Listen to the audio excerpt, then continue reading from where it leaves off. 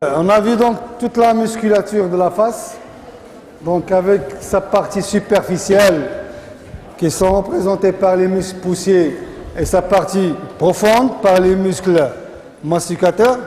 Tout simplement, ces muscles pour avoir leur fonction, que ce soit de l'expression du visage pour les muscles poussiers, que ce soit de la mastication pour les muscles profonds de la face, il faut que ces muscles soient irrigués et innervés.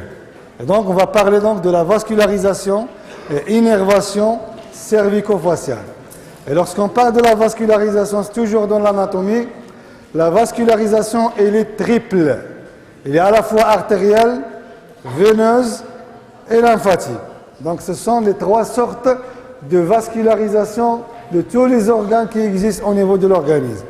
Donc, on va voir aujourd'hui la vascularisation et après l'innervation de la face.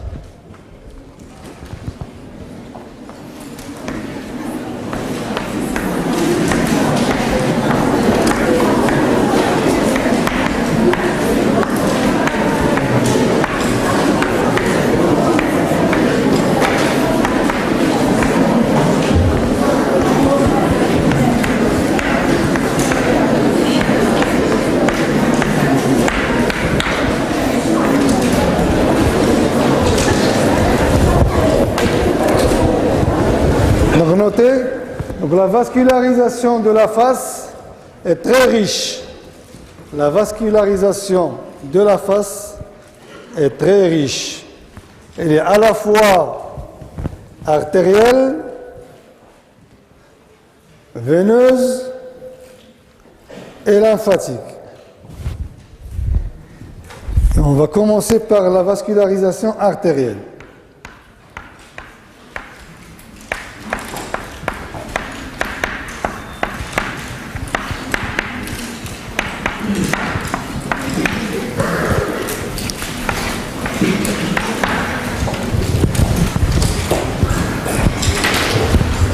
La vascularisation artérielle, on va voir donc toutes les artères qui vascularisent la face, leur origine et leur terminaison. Il faut noter que la vascularisation artérielle de la face est un système tridimensionnel.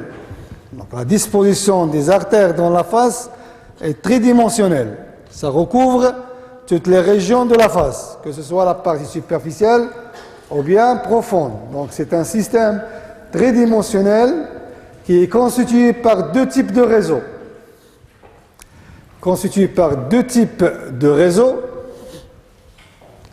Un réseau superficiel à destinée sous-cutanée, un réseau superficiel à destinée sous-cutanée qui se dirige vers la région et la partie sous-dermique, et un réseau profond pour les parties molles profondes de la face.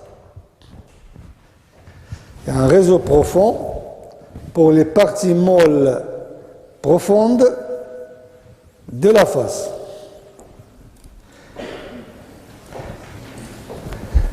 La vascularisation artérielle de la face vient du système carotidien, que ce soit interne ou externe.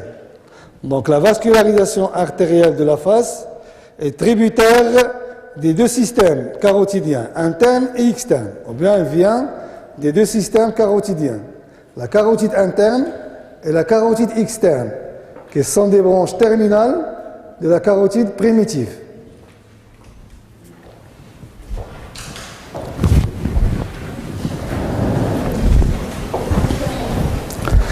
Voilà.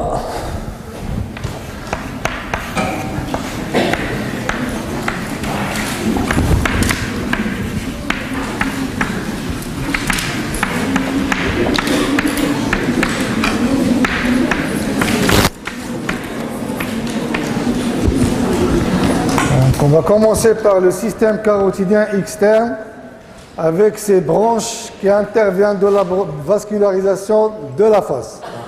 Vous savez très bien que la carotide primitive est différente de la carotide primitive gauche. Donc le côté droit est différent du côté gauche. La carotide primitive droite naît de quelle région? Elle naît où, la carotide primitive droite? Hein? Le tronc? Très bien. Et le côté gauche? La naissance est directe de la crosse de l'arbre. Donc du coup, la carotide primitive du côté droit est plus courte que le côté gauche. Parce que c'est sur le côté droit, la longueur de l'artère carotide primitive, c'est entre 10 et 12. Vers le côté gauche, ça peut atteindre 15 à 16 cm. Donc il est plus long du côté gauche par rapport au côté droit parce qu'elle naît au niveau du thorax du côté gauche, mais du côté droit, elle naît au niveau de la partie basse du cou. Et donc, le système carotidien externe, donc cette carotide primitive généralement se bifurque, après avoir donné ce qu'on appelle le bulbe carotidien, c'est une expansion de la partie terminale de carotide primitive, et donc on aura une terminaison par deux nerfs, par deux artères, l'artère carotide interne et l'artère carotide externe. On va essayer de voir ça sur le schéma. Allez-y, le schéma de la face de profil. Vous l'avez.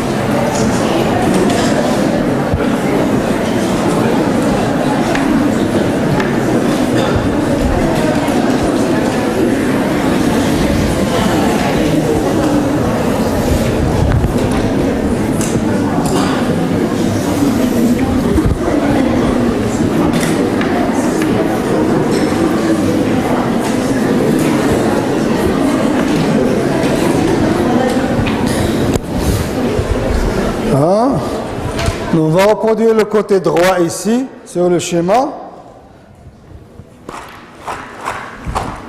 Par contre, on est...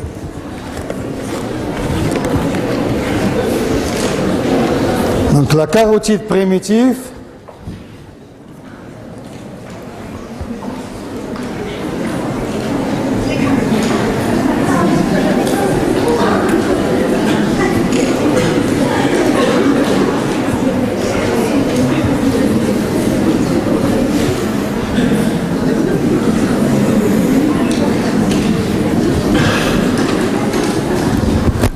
voilà l'artère carotide, s'il vous plaît, allez-y. Donc la carotide primitive droite.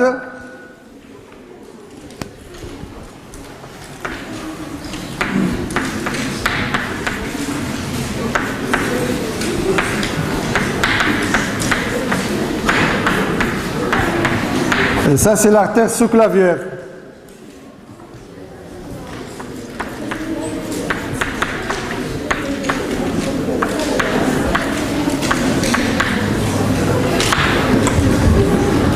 Et là, c'est le tronc brachiocéphalique droit. Donc la carotide primitive naît du tronc brachiocéphalique droite.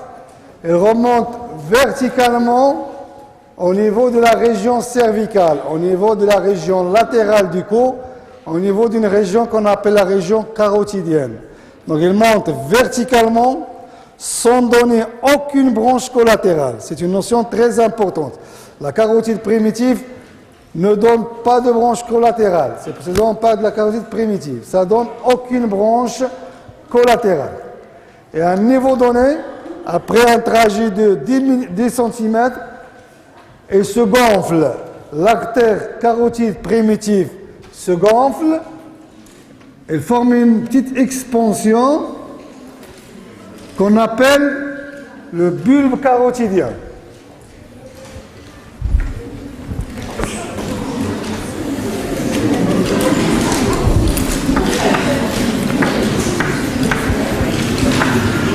Le bulbe carotidien qui est entouré par certaines cellules paraganglionnaires et certains récepteurs, qui sont ces récepteurs qui siègent au niveau du bulbe carotidien. Les barorécepteurs. Et donc, lorsqu'on comprime la région cervicale, ou bien lorsqu'on opère sur cette région au contact du bulbe carotidien, on peut avoir quoi? Une bradycardie. D'accord? Ça change les battements cardiaques. Parce qu'il y a des barorécepteurs à ce niveau du bulbe carotidien. Donc, ce bulbe carotidien se termine et se bifurque par la suite en deux branches terminales, la carotide externe et la carotide interne.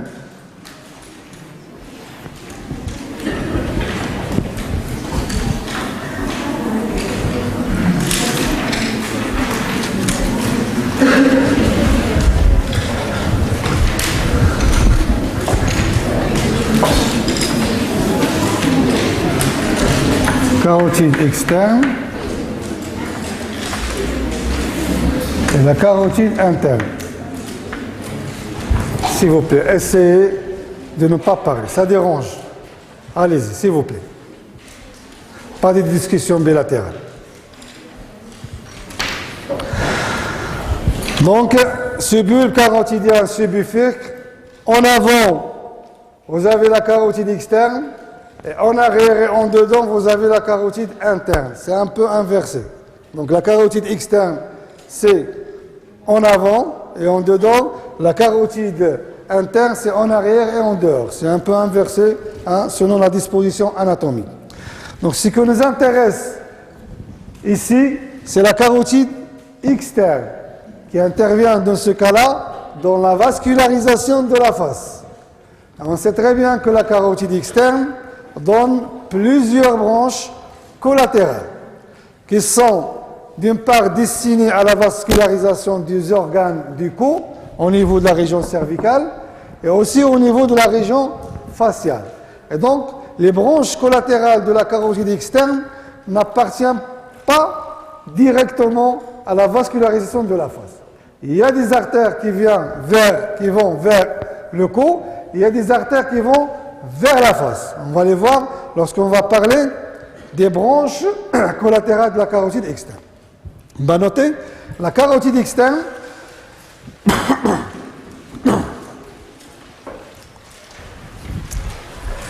la carotide externe naît au niveau du bulbe carotidien par bifurcation de la carotide primitive.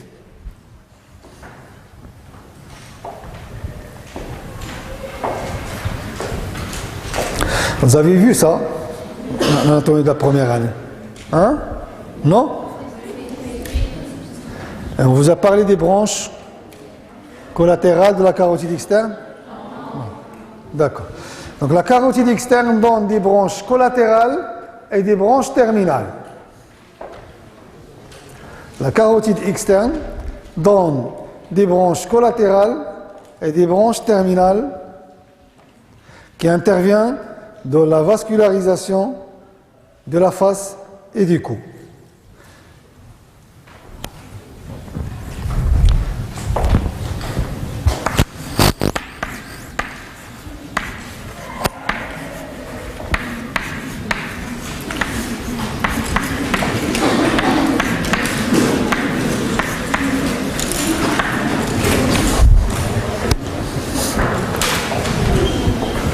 De la face et du cou. Donc on va commencer par les branches collatérales. Il y a plusieurs branches collatérales et on va commencer de bas en haut. La première branche collatérale de l'artère carotide externe, c'est quoi? C'est l'artère thyroïdienne supérieure. Voilà, l'artère thyroïdienne supérieure, c'est la première artère qui est née de la branche carotide externe. Elle va se diriger vers le lobe thyroïdien. On va voir ça lorsqu'on va parler de la glande parotide. Là, vous avez donc la glande parotide ici.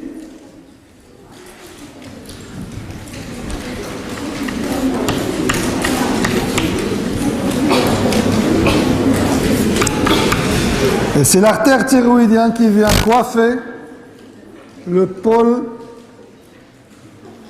supérieur du lobe thyroïdien.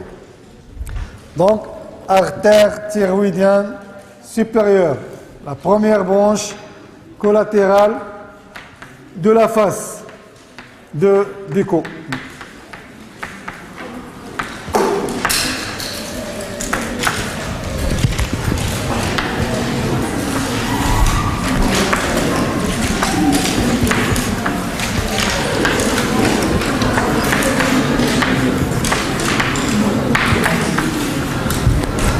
Donc la première branche collatérale de la carotide externe, c'est l'artère thyroïdienne supérieure qui se dirige en bas dans la région cervicale vers la glande thyroïde. Et donc du coup, elle ne fait pas partie de la vascularisation de la face, mais de la vascularisation cervicale du cou. Vous notez donc les branches collatérales, theta, l'artère thyroïdienne supérieure.